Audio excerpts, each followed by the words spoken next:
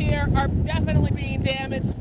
This one up here, if we can see it, the shingles are just peeling off. This stop sign was obviously standing up here. It's so windy I can't even hold it up. Right now the rain is pelting my face so hard I can't even really see it. You can see the ocean down there. Those waves are huge. We have already seen water up to here. It's getting bigger and bigger as the hours go on. You can see right there, I just got splashed.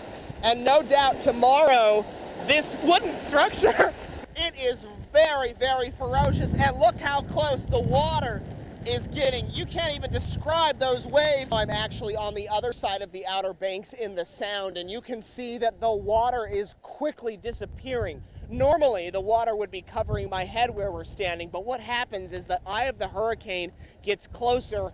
The hurricane sucks up all of the water. Even within the past 5 minutes, these winds have really, really increased. The boats here, they're just dangling there with no water below them. We walk over to this side, there's more boats over there, and actually a lot of people from the Outer Banks are out here. These flags down here, you can see they are getting whipped around. So far, we've only seen one blow off, but once the eye passes and the storm continues to move on, this will fill back up with water. But there's a danger. If it fills up too quickly, then the community is at risk of flooding. Some people are crazy enough to brave this.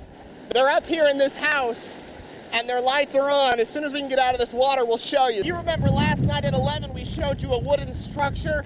It's right there. It is almost completely covered. As for the sea life, there's shells, clams, and other things all over the place. The sand that is continually blowing, it feels like a million needles are just stabbing into your hands, your face, any piece of skin that is exposed. Over here, there's a guy standing outside of that shop. He's a local. He's lived here 20 years. I went over and asked him what he's doing outside. He said, oh, just another day in paradise. If the water comes up here over this barrier and slams into the building behind us, then we could be looking at some real trouble.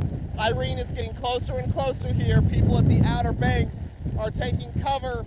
We'll continue to bring you updates on air and online on our Facebook page. You can also follow me at Nate Eaton 8 News for all of the latest. For now, reporting at the Outer Banks, I'm Nate Eaton.